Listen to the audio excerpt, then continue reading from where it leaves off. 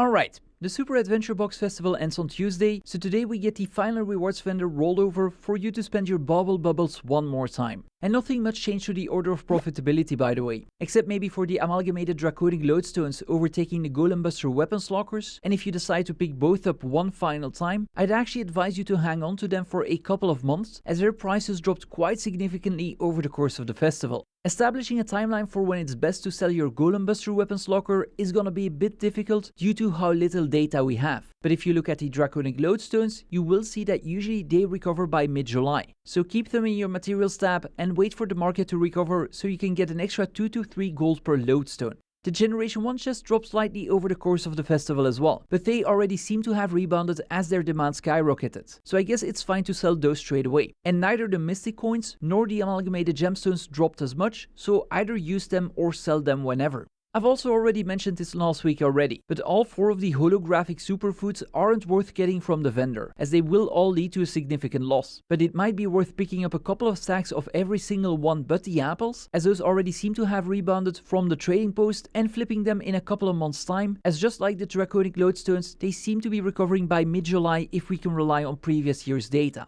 And if you want to speculate even more, consider taking a look at the other weapon skins, as most of the Hardlight ones dropped by over 50%, and some of the glitch weapons even more. One of my viewers also kindly pointed out last week that you can unlock an achievement by binding the latter to your account for an extra 50 bauble bubbles. So if you need some extra before the festival ends, this could be a solid option, as the set will only set you back 45 to 60 gold. The same could technically be said about the blue super skins, but seeing that that set costs around 125 to 177 gold, I would only recommend doing this if you're more interested in finishing the achievement rather than for the bubbles themselves. And let's go from one festival to another, as the Festival of the Four Winds will be taking place again this summer. Now, I've already made a complete guide on how to prep for the festival, but it's worth checking in on the prices of the various materials with which you can acquire Zephyrite supply boxes. As in my video from 2 months ago, the cheapest 4 would cost you well under 4 silver each, but those materials now have moved up in price quite a bit. I actually expect these to get even more expensive as the festival nears, as more and more people will start preparing as well. As it stands, and I don't expect this to change anytime soon, it's actually not worth opening the boxes if you don't get any of these super rare drops, as their average expected value is around 2.5 silver. With super rare drops, that number vastly improves though, and even makes it profitable opening them. Now, seeing that the drop rate of those super rare items is about 2 in 10,000, you're gonna want to be able to open lots of boxes though, especially considering that some of the drops in that category aren't even worth 100 gold. Now, if you're not sure you'll be able to buy enough boxes, either due to their cost or because of a lack of inventory space, you could still stock up on as many items as possible and just sell those later on, as I still expect the average box cost to rise the closer we get to the festival. Last week, I also talked about a couple of items worth flipping, and if you manage to pick up some Lucky Draketails at 9 copper each, you could probably have started offloading them for a pretty decent profit, as their overall price rose quite significantly. Over this past week, the spread between the buy and sell price actually shrunk so much, I wouldn't recommend buying them anymore though. The other item I discussed were the Ghostly Infusions, which are still very much worth getting at their listing price, as you will get about 10 gold of profit per infusion after taking the trading post taxes into consideration. And looking at how many seem to be getting bought and sold per week, I'd say the risk of getting stuck with these is actually rather minimal. Now, if you want some more inspiration for items to flip, I would recommend looking at the Festival of the Four Winds materials we discussed earlier, as quite a few of them offer pretty decent margins and are getting bought and sold by the tens of thousands. So you're probably looking at being able to buy and sell stacks within hours, if not minutes, with margins ranging from 10% for the seasoned woodlogs all the way up to 38% for cotton scraps. This would of course be way more involved than buying a couple of hard light weapons now and then selling them for almost double their price in a couple of months' time, but these do require far less of an investment and can be done actively.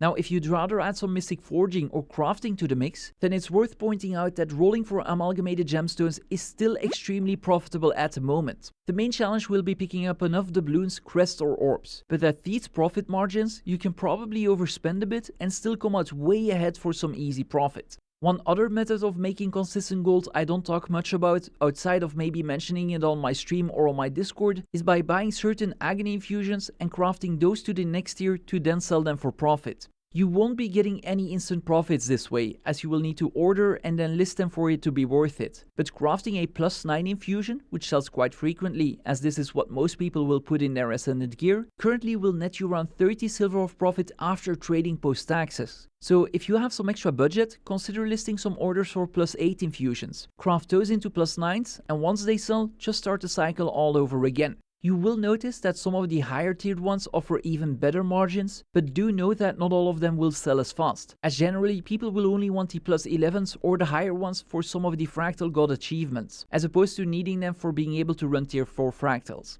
And while we're on the topic of crafting, let's also revisit an old favorite of mine, as you can practically farm the materials for a Jade Bot Core tier 10 per day, and those still sell for around 38 to 40 gold on the trading post. You could actually even just buy the materials and still get a rather decent profit. Just note that if you look these up on GW2 efficiency, that they don't account for the cost of research nodes, which if you add to the overall cost, should still leave you with a pretty decent profit. And you should also note that the website always seems to recommend you buy your pieces of Dragon Jade from the trading post, despite it being about a third cheaper to craft them. Actually, a bit less maybe, because again, you gotta account for the research nodes, but there's plenty of ways to get those pretty cheap. I'll actually link a guide for both the nodes and the course in the pinned comment, and I'll make work of an extended research node spreadsheet pretty soon, as there are quite a few ways not listed on the usual websites I would normally refer to get them pretty cheap as well. Although one of the cheapest ones I know of will require you to have an endless upgrade extractor. I also have some pretty great news for everyone who likes rift hunting, as this week Tangled Depths is on rotation alongside Sparkfly Fen and the Sandswept Isles. And while the latter two's rewards are kind of lacking, we will be getting shiny baubles in Tangled Depths once more. And despite this map having a bit of a reputation for being hard to navigate, it is worth noting that all of the rift spawn points are near a waypoint and are really easy to reach. The last time we farmed these here, we hit around 37 gold an hour, but back then I forgot to account for both spirit shards and karma, which turned out to be a significant part of the profit. So you should realistically be expecting somewhere closer to 45 to 50 gold when we take both of those into consideration. I will be farming these myself from Thursday till Sunday, and I'll most likely start about an hour after the rewards roll over on Thursday, as a group of friends and I will be clearing a couple of raid wings with a full minion master squad, as most people seem to like watching us last week doing raids with 10 necromancers and about 70 permanent minions running around. So feel free to join me and even hop into my stream if you want some entertainment during the farming session, because if I can convince about a third of you watching these weekly updates to watch my streams, I can probably sustain myself doing this full time. But back to the rifts, because while Sparkfly Fen doesn't offer any rewards worth farming rifts over there for, I do want to point out that until Thursday it is worth turning in your Pact Scout mapping materials in Malkor's Leap, as the next time you will want to turn them in is gonna be in about a month's time. And that brings me to our quote-unquote free Black Lion weapon skins, for which nothing really changed in this last week. The Snow Garden set is still one of the cheapest ones to pick up, despite being a rarer drop than the Abyss Stalker set. But that one, as well as the Steel Lotus set, which is out of rotation now, can still be picked up rather cheap if you sell your vintage weapon boxes afterwards. Now, regardless of which of these you wanna unlock, I would highly recommend listing a couple of orders for the more expensive skins and wait for those to fill before picking up the other ones directly from the trading post, as the difference between the buy and sell price is rather significant. And that's it. Well, actually before you go, hit that subscribe button and come watch me live on Wednesday.